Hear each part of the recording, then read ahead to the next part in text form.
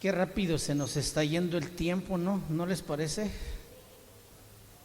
Se nos va el tiempo corriendo. Usted no sé si está preparado porque el Señor ya viene. ¿Cuándo viene el Señor? ¿Qué tal si viene mañana? Alguien dijo, hay que vivir consagrado al Señor como si Él fuera a llegar mañana, pero vivir trabajando como si Él llegara a venir hasta en 100 años, conscientes de que somos su pueblo y que si Él viene, viene por su pueblo. Gracias a Dios. Hoy vamos a empezar una nueva serie de la Escritura y precisamente tratándose en este mes que la gente recuerde el sufrimiento del Señor en la cruz. Nosotros realmente lo recordamos todos los días y cada vez que tenemos oportunidad de congregarnos como hoy, es para adorar a aquel que un día dio su vida y que hizo posible que nosotros fuéramos su pueblo, habiéndonos limpiado con su sangre y traernos al seno del Padre, trasladándonos de las tinieblas a su luz admirable, para que hablemos de sus maravillas, para que anunciemos sus virtudes, para que exaltemos su grandeza como lo hemos hecho hoy, y pues es una bendición muy grande que el Señor nos da. Esta serie que empezamos hoy es una pregunta que echa muy hacia la ligera, diría, pues ¿por qué la pregunta? Pero vamos a ir entendiendo poco a poco las verdades que contiene la palabra de Dios, respondiendo precisamente a esta pregunta, que es ¿por qué murió Cristo? ¿Por qué murió Cristo? Podríamos decir, bueno, pues es que quiso salvar a la humanidad, quiso dar su vida para redimirnos. Alguien más podría decir, pues es que lo mataron los romanos, los judíos, los gentiles que estaban ahí. Pero esta pregunta es muy importante que nosotros, sus hijos, entendamos, porque esto nos va a llevar a al pleno conocimiento y la realidad de la gran obra maravillosa que Jesús hizo en la cruz. A este respecto de la pregunta, vamos a estar estudiando razones por las que Cristo murió. La pregunta más importante del siglo XXI es, ¿por qué sufrió tanto Jesús? Nunca podremos llegar a entender la importancia si no vamos más allá de las causas humanas. La respuesta finalmente a esta pregunta es, ¿quién crucificó a Jesús? Y la respuesta es Dios. ¿Quién crucificó a Jesús? Y Dios es su Padre. Él es su único hijo, pero Él lo crucificó. Jesús era su hijo y es su hijo, y el sufrimiento era insuperable para un ser humano. ¿Cuántos vieron la película de la Pasión de Cristo? Es terrible, y ese apenas es un acercamiento de lo que la mente puede imaginar, porque nadie de los que vivimos hoy estuvimos en ese tiempo realmente con Él, allí al pie de la cruz muriendo, viendo cómo Jesús moría. Pero entonces todo el mensaje de la Biblia nos lleva a esta conclusión, que fue Dios quien lo mató. Vaya conmigo en el libro de Isaías capítulo 53 versículo 10. La palabra del Señor dice, con todo eso, ¿con todo qué? Con todo ese sacrificio, con todo eso Jehová quiso quebrantarlo. ¿Quién? Jehová. Con todo eso Jehová quiso quebrantarlo, sujetándole a padecimiento. Entonces, ¿qué no fueron nuestros pecados? ¿No fueron nuestras transgresiones los que llevaron a Jesús a la cruz? Con todo eso Jehová quiso quebrantarlo, sujetándole a padecimiento. Cuando haya puesto su vida en expiación por el pecado, verá linaje, vivirá por largos días, y la voluntad de Jehová será en su mano prosperada. Fue voluntad del Señor quebrantarlo, sujetándole a padecimiento. Y en el Nuevo Testamento, en el libro de Romanos capítulo 8, versículo 32, la palabra dice, Romanos 8, 32, el que no escatimó a su propio Hijo, sino que lo entregó. ¿Quién entregó a quién? El Padre entregó al Hijo, a su Hijo, sino que lo entregó por todos nosotros. ¿Cómo no nos dará también con Él todas las cosas? El que no escatimó a su propio Hijo, o sea, el que no trató de, ¿cómo se podría entender la palabra escatimar? El que no retuvo, el que no hizo otra cosa más que dar y a su propio Hijo, a su único Hijo, ¿verdad? El que no escatimó a su propio Hijo, entonces Dios lo puso en propiciación por su sangre para ser recibido por la fe. Romanos 3, 25, la palabra dice también,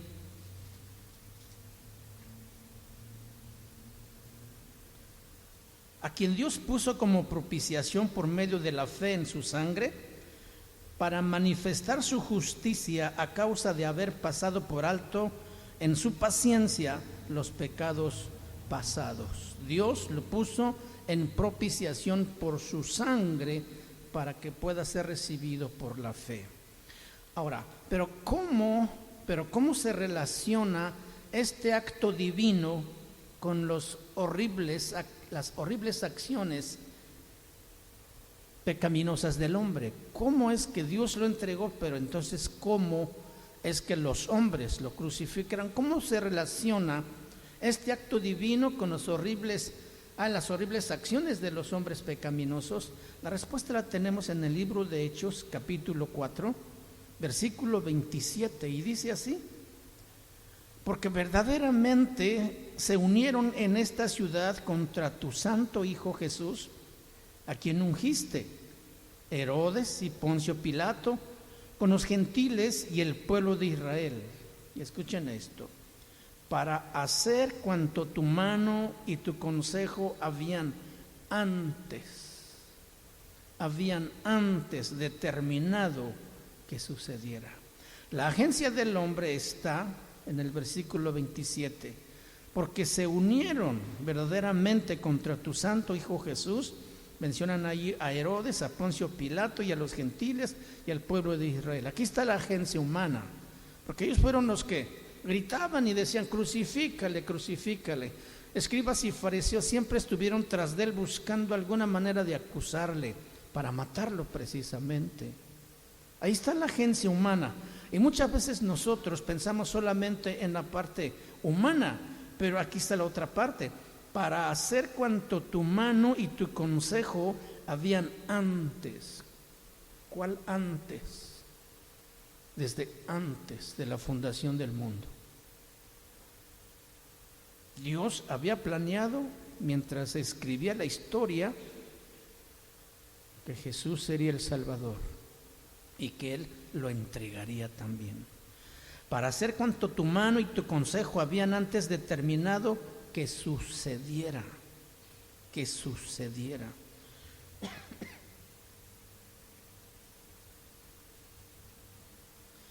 La profundidad y el alcance de esta divina soberanía nos deja asombrados, porque no solamente fueron las acciones pecaminosas de los hombres que mataron a Jesús, sino también un plan proyectado, un plan determinado desde muchísimo tiempo atrás que así sucediera. ¿Quiénes estaban haciendo esta oración? Los cristianos de la iglesia primitiva, cuando Pedro sale del concilio, que los azotaron porque ellos habían sanado a un hombre paralítico en el templo, y que los agarraron y les dijeron: no más prediquen en el nombre de Jesús. Ellos dicen que salieron gozosos de ser tenidos dignos de padecer por causa de Cristo, y fueron a los suyos y les contaron lo que había pasado. ¿Se acuerdan ustedes? Entonces ellos levantan la voz y dicen, porque verdaderamente se unieron. Esa es una oración que ellos están haciendo en esta ciudad contra tu santo Hijo Jesús, a quien ungiste Herodes, Poncio Pilato, y con los gentiles y el pueblo de Israel, para hacer cuanto tu mano y tu consejo habían antes determinado que sucediera. Y ahora, Señor, mira sus amenazas y concede a tus siervos que con todo denuedo hablen tu palabra.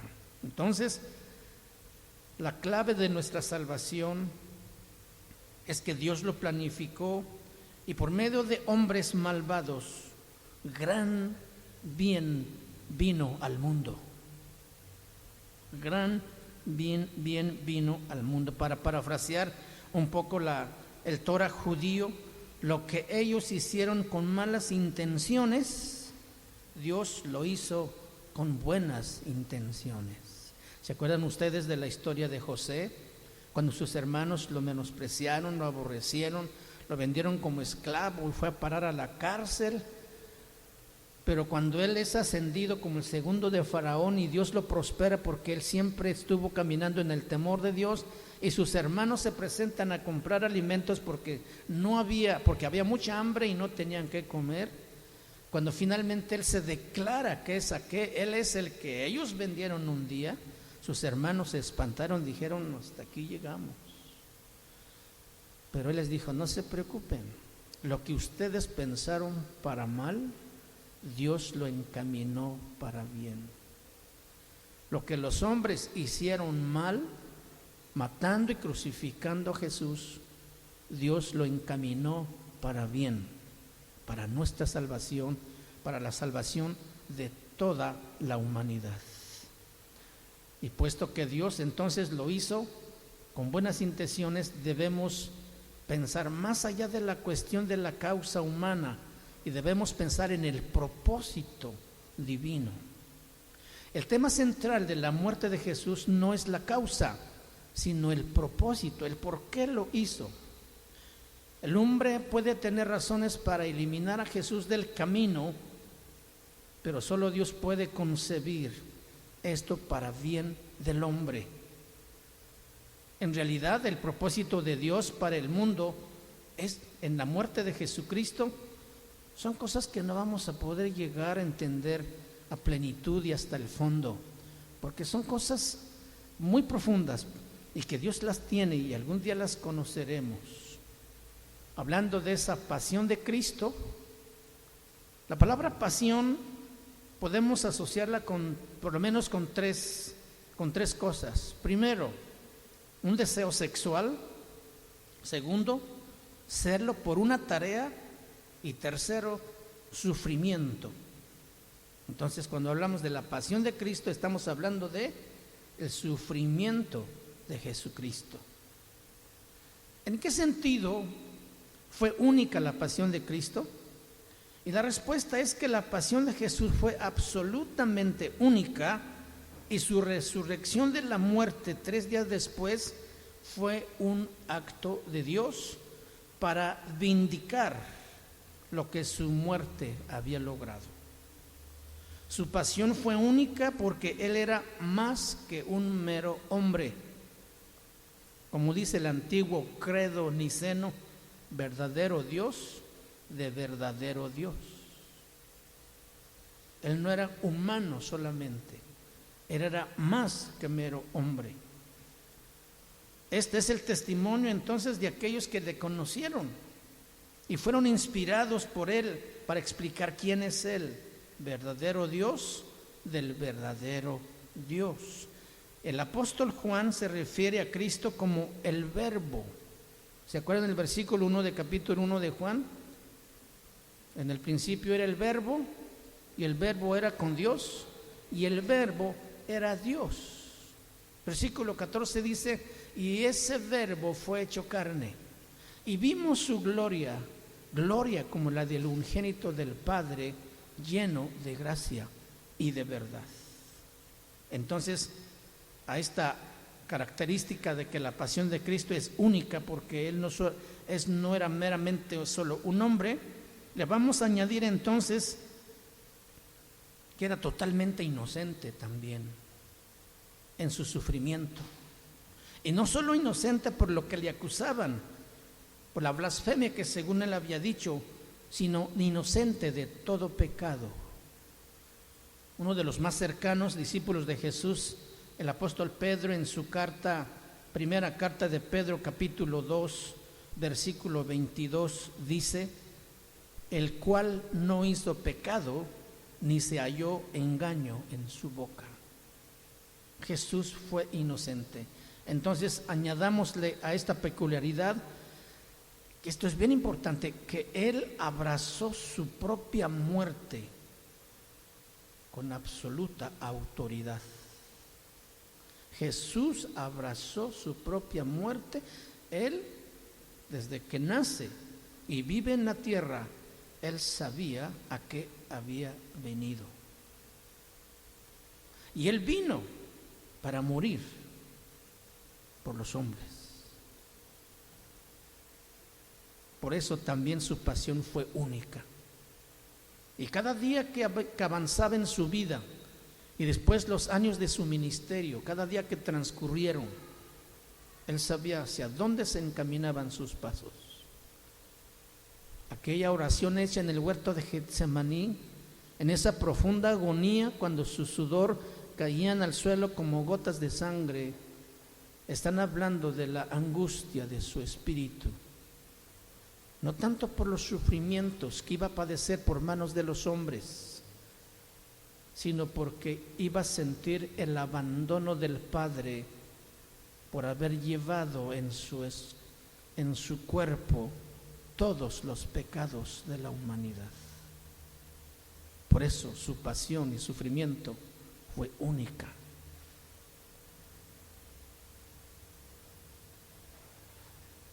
San Juan capítulo 10.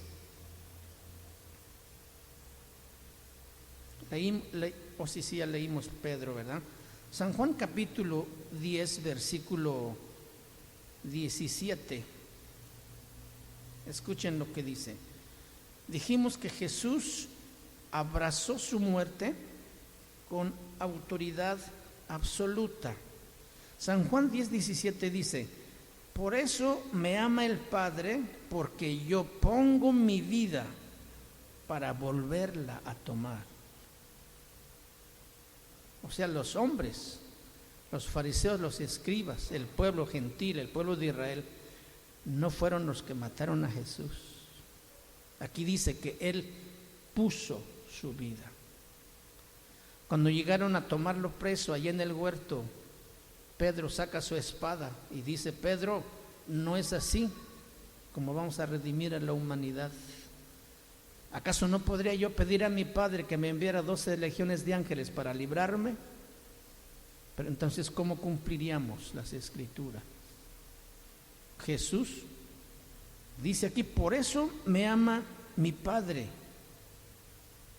porque yo pongo mi vida para volverla a tomar. Nadie me la quita. ¿Nadie qué?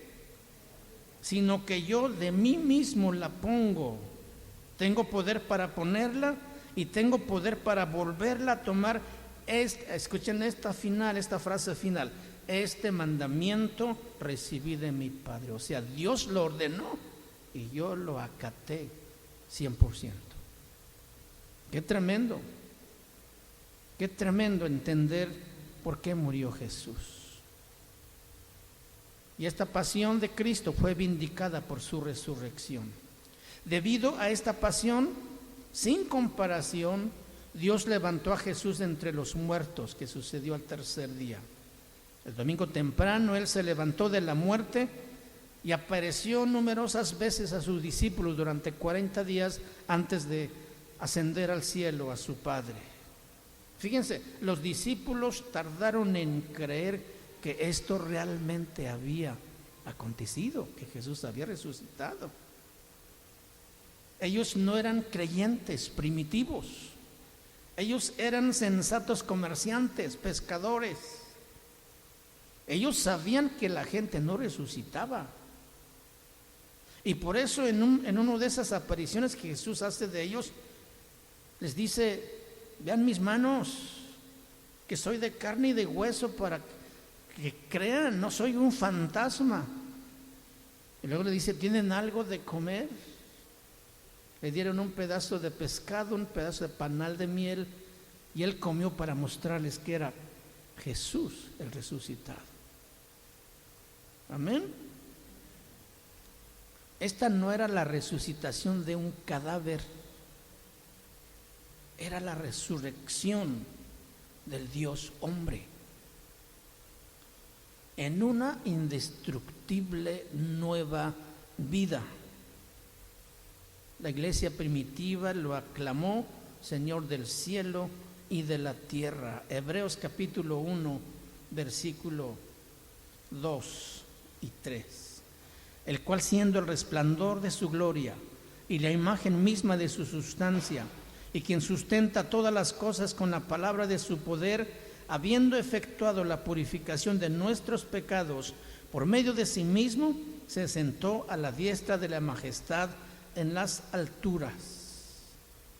Jesús había terminado la labor que Dios le había encomendado, y la resurrección fue la prueba de que Dios estaba satisfecho.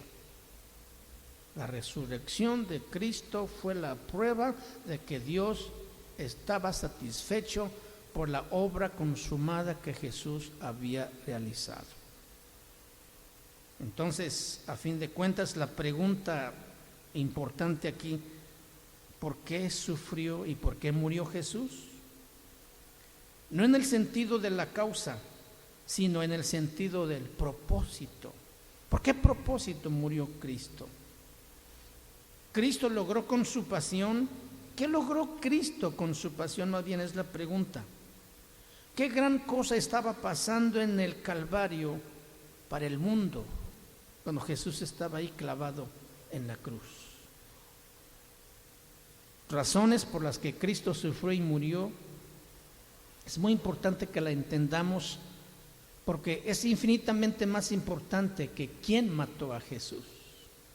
La pregunta es: ¿qué logró Dios para los pecadores como nosotros, o sea, pecadores como nosotros, al enviar a su Hijo a morir?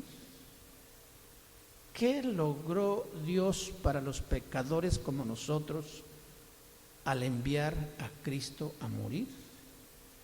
Y quiero en esta tarde presentar por lo menos 4 razones. La primera es para absorber la justicia de Dios. ¿Para qué? Para absorber la justicia de Dios. La segunda, para complacer a su Padre Celestial.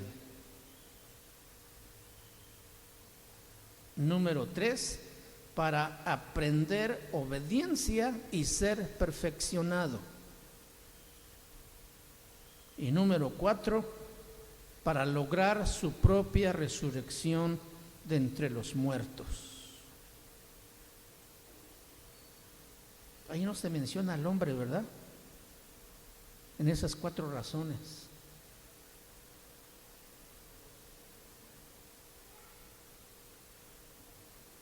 ¿Estamos bien hasta aquí?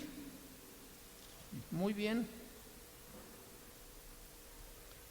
Vamos a atender el primer punto, para absorber la ira de Dios.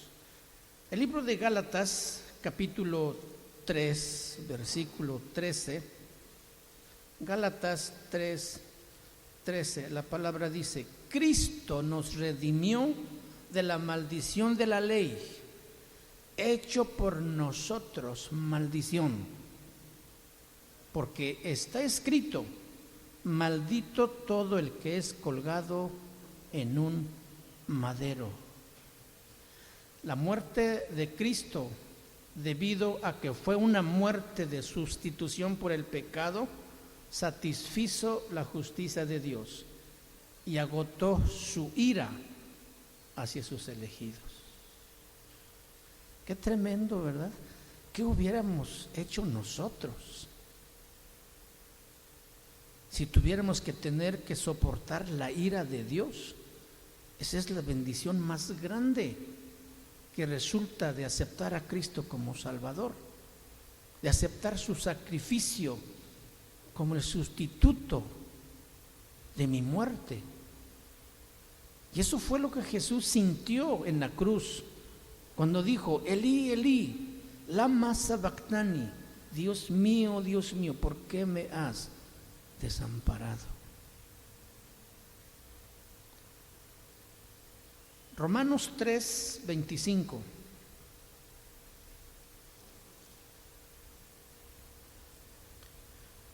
A quien Dios puso como propiciación por medio de la fe en su sangre, escuchen esto, para manifestar su justicia a causa de haber pasado por alto en su paciencia los pecados pasados. La palabra propiciación alude a la idea de apaciguamiento o satisfacción. Entonces, la muerte violenta de Cristo Jesús satisfizo la santidad ofendida de Dios. ¿Qué hizo la muerte violenta de Cristo Jesús? Satisfizo la santidad ofendida de Dios. Y en San Juan 4, versículo 10, Juan 4, versículo 10, la palabra dice: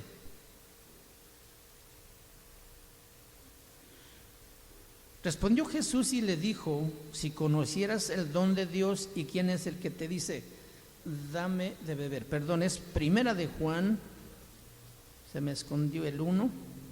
Primera de Juan 4:10.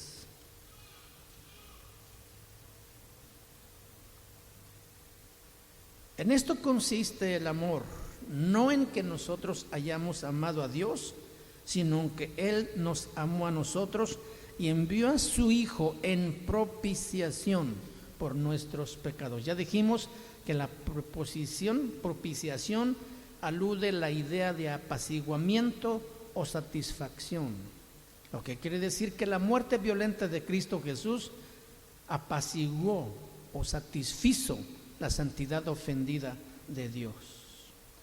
Si Dios no hubiera sido justo, no hubiera habido demanda que su Hijo sufriera y muriera.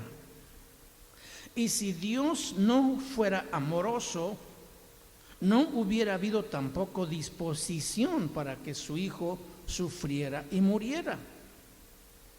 Pero Dios es tanto justo como amoroso, por consiguiente entonces su amor está dispuesto a satisfacer las demandas de la justicia.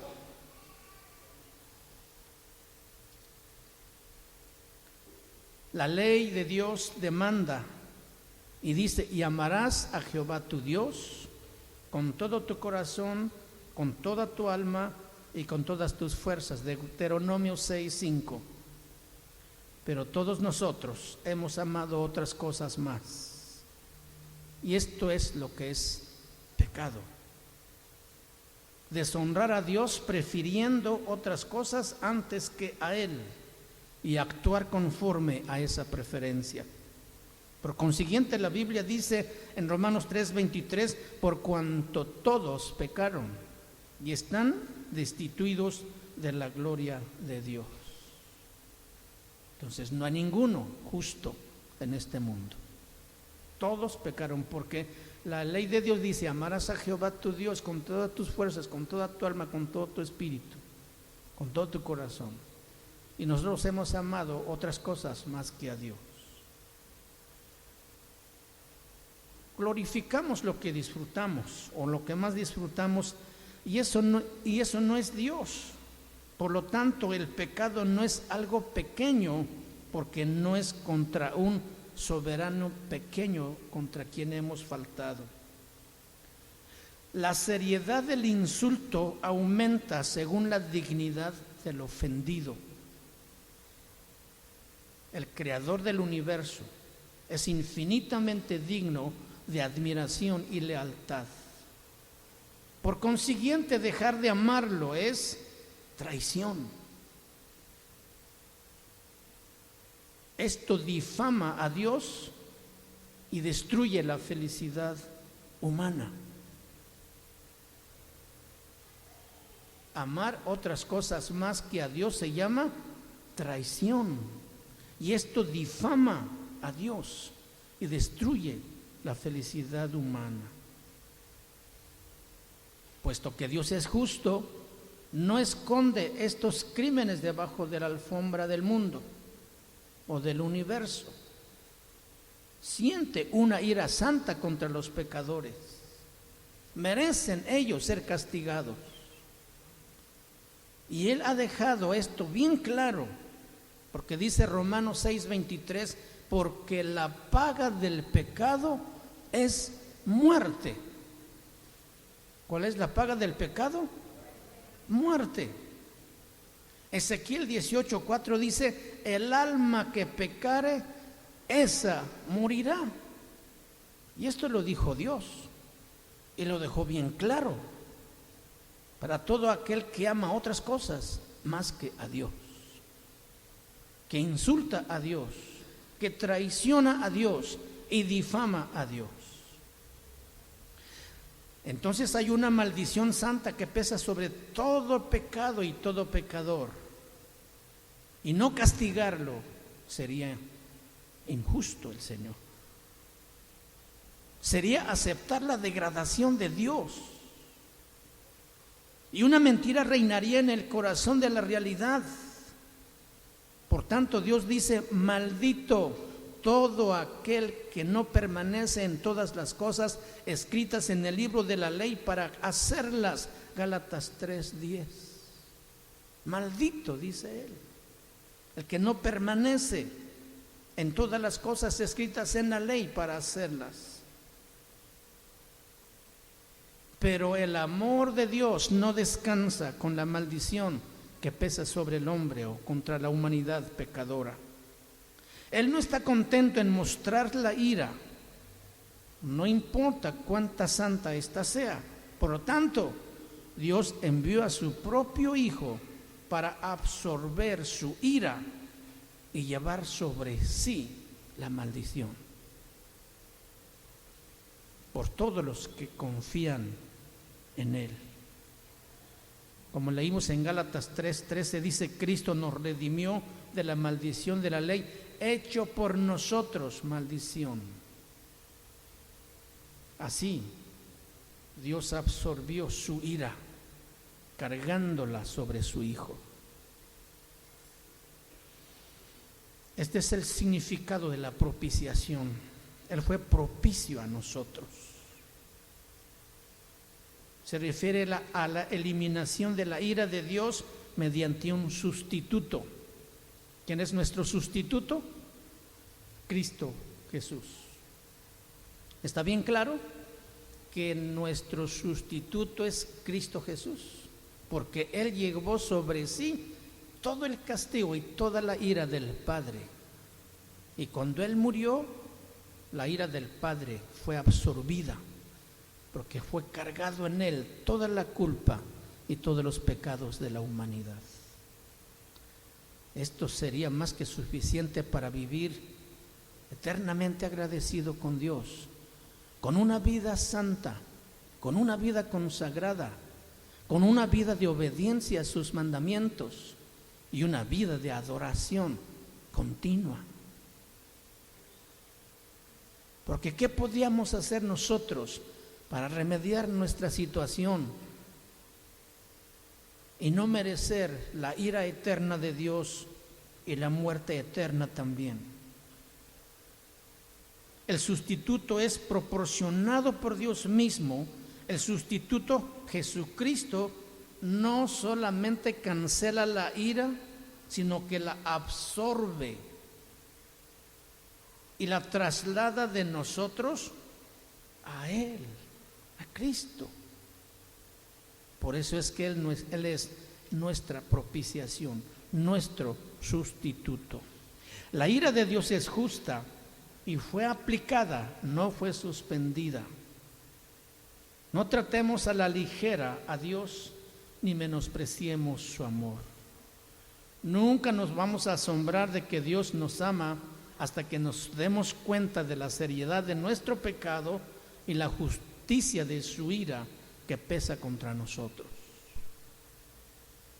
Pero cuando por gracia despertamos a nuestra indignidad, entonces podemos mirar el sufrimiento y la muerte de Cristo y decir: en esto conociste el amor de Dios, en que nosotros no en que nosotros hayamos amado a Dios, sino en que Él nos amó a nosotros y envió a su Hijo. ¿Para qué? Para absorber la ira que estaba sobre nosotros, para que fuera propiciación por nuestros pecados. Entonces, ¿por qué murió Cristo?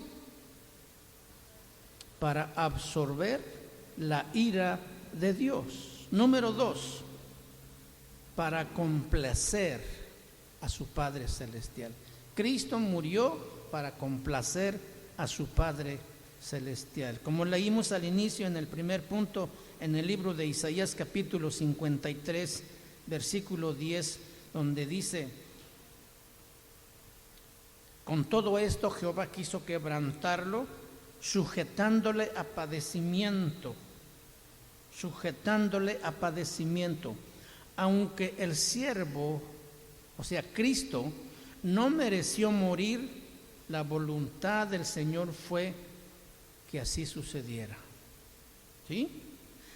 Y en el libro de Efesios, capítulo 5,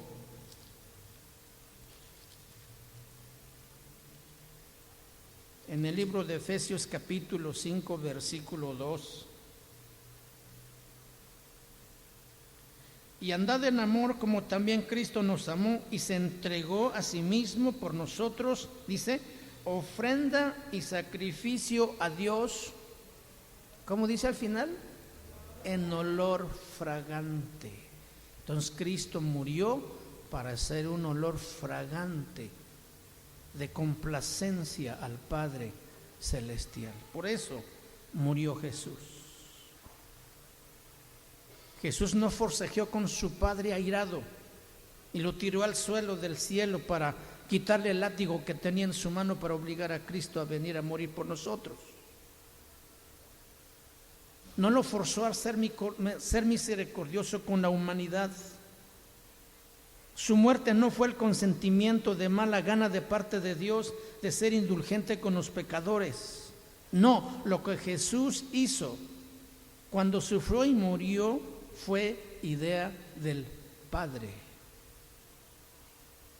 Fue una estrategia asombrosa concebida antes de la creación. A la vez que Dios concebía y planeaba la historia del mundo, estaba planeando la redención del hombre y estaba comisionando al Hijo para que viniera a morir en este mundo. Por eso es que la Biblia habla del propósito y la gracia de Dios que nos fue dada en Cristo Jesús, según 2 de Timoteo 1:9. Ya en la escritura judía, en el libro de Isaías capítulo 53, 4 al 6, está planeado y desarrollado el sacrificio de Jesús. Todo el capítulo 53 del libro de Isaías menciona el sacrificio de ese Mesías. Pero lo que es más asombroso acerca de esta sustitución de Cristo por los pecados es que esta fue idea de Dios. Cristo no interfirió en el plan de Dios de castigar a los pecadores. Cristo planeó que Él estuviera allí. Jehová quiso quebrantarlo, sujetándole a padecimiento. Isaías 53, ya lo leímos. Esto explica entonces la paradoja del Nuevo Testamento. Por una parte, el sufrimiento de Cristo es una muestra de la ira de Dios a causa del pecado. Pero por otro lado, el sufrimiento de Cristo es un acto hermoso de sumisión y obediencia de Jesús a la voluntad del Padre. Por eso Cristo gritó desde la cruz: Dios mío, ¿por qué me has desamparado? Mateo 27:46.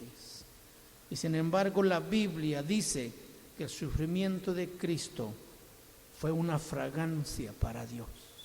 ¡Qué tremendo! Esto no lo alcanzamos a entender con nuestra mente humana. Cristo nos amó y se entregó a sí mismo por nosotros, ofrenda y sacrificio a Dios en olor fragante. Efesios 5:2, ya lo leímos también. Oh, que nosotros podamos adorar la terrible maravilla del temor de Dios. Y esto no es sentimental.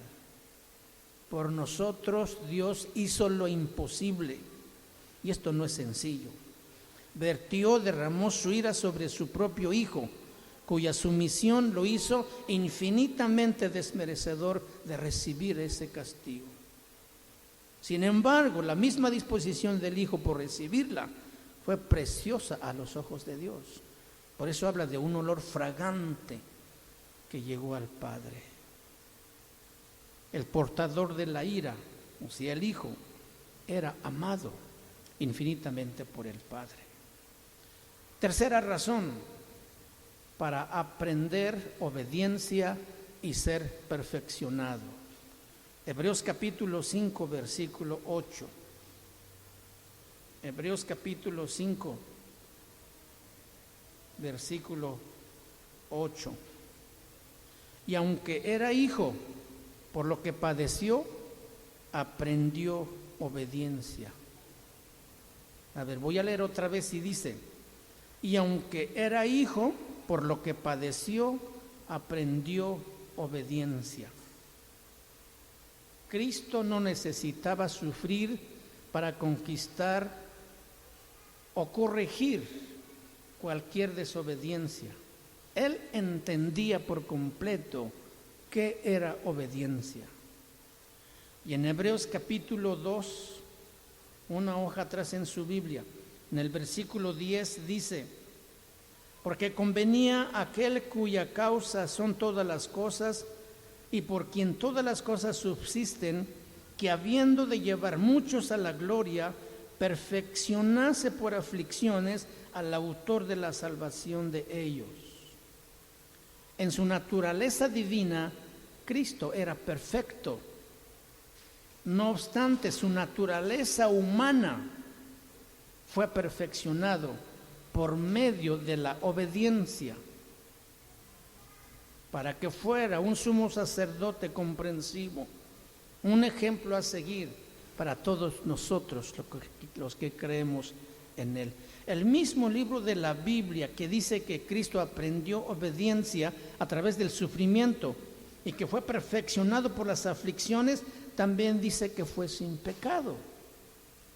Entonces, Cristo fue tentado en todo según nuestra semejanza, pero sin pecado. Hebreos 4:5. Esto es lo que la Biblia enseña.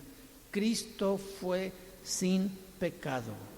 Aunque era el divino Hijo de Dios, era también realmente humano, con todas nuestras tentaciones, con todos nuestros apetitos y nuestras debilidades físicas. Él sintió hambre. ¿Se acuerdan cuando fue en el camino a una higuera y buscó fruto y no lo halló? Él tenía hambre.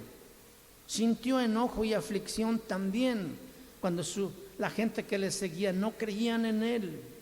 Sintió dolor porque sabía que iba a sufrir también, pero su corazón amaba perfectamente al Padre y actuó de acuerdo a ese amor. No hizo pecado ni se halló engaño en su boca, dice Primera de Pedro 2:22. Entonces, por consiguiente, cuando la Biblia dice, por lo que padeció, aprendió obediencia, no quiere decir que aprendió a dejar de desobedecer.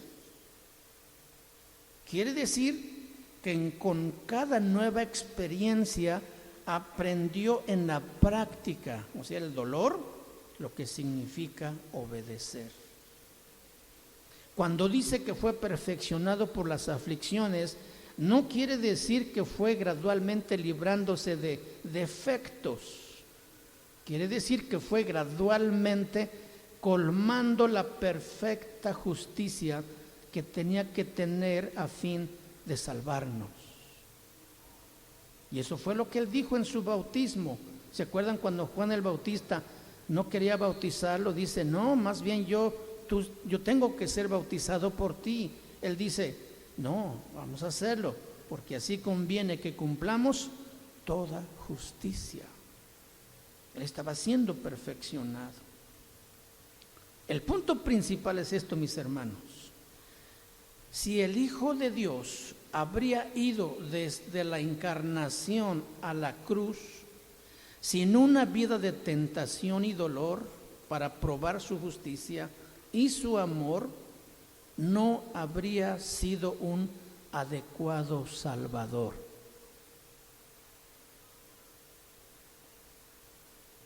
Repito, si el Hijo de Dios hubiera ido desde la encarnación a la cruz sin una vida de tentación y dolor para probar su justicia y amor, no habría sido un adecuado Salvador para el hombre caído. El sacrificio o el sufrimiento de Jesús no solamente absorbió la ira de Dios, también realizó la verdadera humanidad de Cristo y lo hizo capaz de llamarnos hermanos y hermanas, como dice Hebreos 2:17. Entonces, ¿Cristo murió para qué? Para aprender obediencia y ser perfeccionado. Y número 4, para lograr su propia resurrección de entre los muertos. Para lograr su resurrección, su propia resurrección de entre los muertos. Hebreos capítulo 13, versículo 20 y 21. Y el Dios de paz que resucitó de los muertos a nuestro Señor Jesucristo, el gran pastor de las ovejas, por la sangre del pacto eterno, os haga aptos en toda obra buena, para que hagáis su voluntad, haciendo Él en vosotros lo que es agradable delante de Él por Jesucristo, al cual sea la gloria por los siglos de los siglos.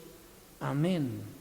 La muerte de Cristo no precede meramente a su resurrección, fue el precio que la obtuvo. Hebreos capítulo 3 de Hebreos, versículo 20.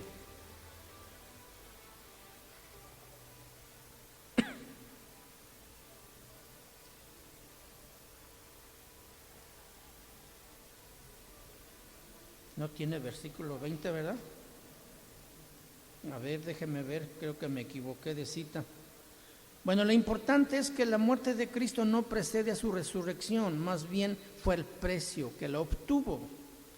Habla del sangre del pacto, de la sangre de Jesús, como el Hijo de Dios. Él dijo, este es mi sangre que por vosotros es vertido.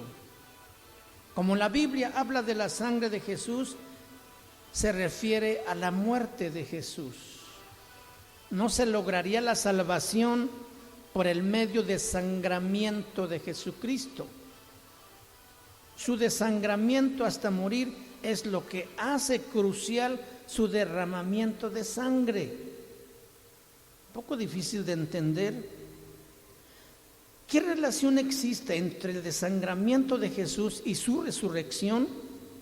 La Biblia dice que resucitó no simplemente después del derramamiento de sangre, sino por el derramamiento de sangre mismo. Eso quiere decir que lo que la muerte de Cristo logró fue tan pleno y tan perfecto que la resurrección fue el premio y la vindicación del logro que Cristo tuvo en su muerte. La ira de Dios se satisfizo con el sufrimiento y la muerte de Jesús. La maldición santa contra el pecado quedó totalmente absorbida. La obediencia de Cristo se completó en toda su medida.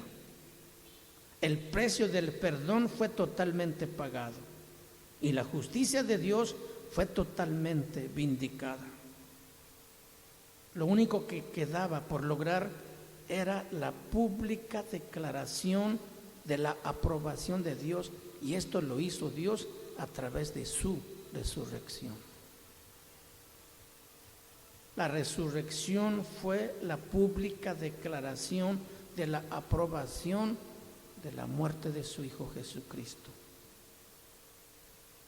Y esta la dio levantando a Jesús de entre los muertos.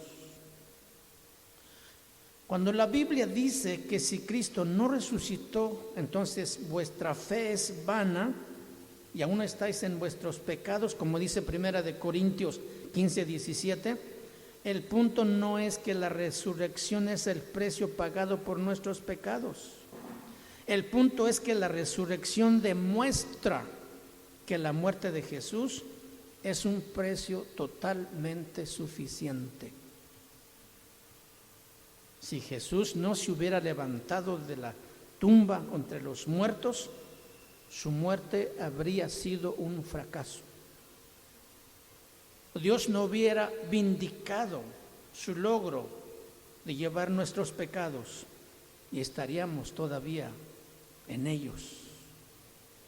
Pero en realidad Cristo resucitó de los muertos por la gloria del Padre, a fin de que como Cristo resucitó de los muertos por la gloria del Padre, dice Romanos 6:4. El éxito de su sufrimiento y muerte fue vindicada. Si nosotros ponemos nuestra confianza en Cristo, no estamos aún en nuestros pecados y hemos sido liberados, porque Él, por la sangre del pacto eterno, el gran pastor, ha resucitado y vive para siempre. ¿Cuántos dicen amén? ¿Te da gusto esto? ¿Por qué murió Cristo? Para absorber la ira de Dios. Segundo, para complacer a Dios. Número 3, para aprender obediencia y ser perfeccionado. Número 4, para lograr su propia resurrección de entre los muertos. Qué maravillosa obra. Y vamos a seguir viendo razones de su muerte, tratando de contestar por qué murió Jesús. Y si pudiéramos ir un poquito más allá y decir, todo lo hizo por mí.